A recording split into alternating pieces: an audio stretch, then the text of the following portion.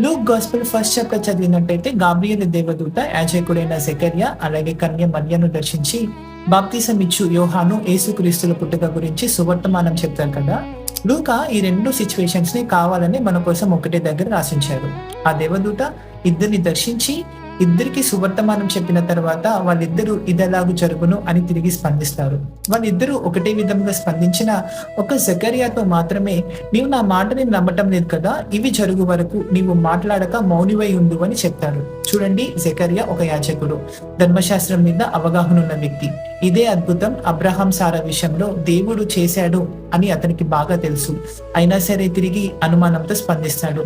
అందుకే దేవుడు అతనికి మాటలు రానియకుండా చేస్తాడు. కానీ మరియా అలా కాదు. ఆమె ఒక సాధారణ విశ్వాసి. ఒక కన్య పరిశుద్ధాత్మ ద్వారా గర్భము ధరించి ఒక బిడ్డకి జన్మనిస్తుంది అనే అద్భుతం మరియా ఎక్కడ చూడలేదు కాబట్టి తిరిగి అయోమయముతో స్పందిస్తుంది.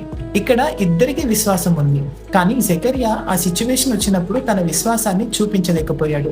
మనం కూడా మన లైఫ్ లో ఎన్నోసార్లు జకర్యా లాగా అంత నార్మల్ గా ఉన్నప్పుడు మన విశ్వాసాన్ని చూపిస్తూ ఉంటాము. కానీ ఏదైనా సిచ్యువేషన్ లేదా పరిస్థితి వచ్చినప్పుడు మాత్రం దేవుని అనుమానంతో ప్రశ్నిస్తూ ఉంటాము. సామెతలు 3:5 ఇలా ఉంది కదా, నీ పూర్ణ హృదయముతో యెహోవా యందు నమ్మకం ఉంచుము అని.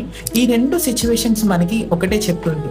మన లైఫ్ లో ఏదైనా ప్రాబ్లం వచ్చినప్పుడు ఇది జరుగుతుందా లేదా అనే కన్ఫ్యూజన్ రావటం తప్పు కాదు, కానీ ఆ కన్ఫ్యూజన్ లో కూడా దేవుణ్ణి అనుమానించకుండా ఉండటమే నిజమైన విశ్వాసం.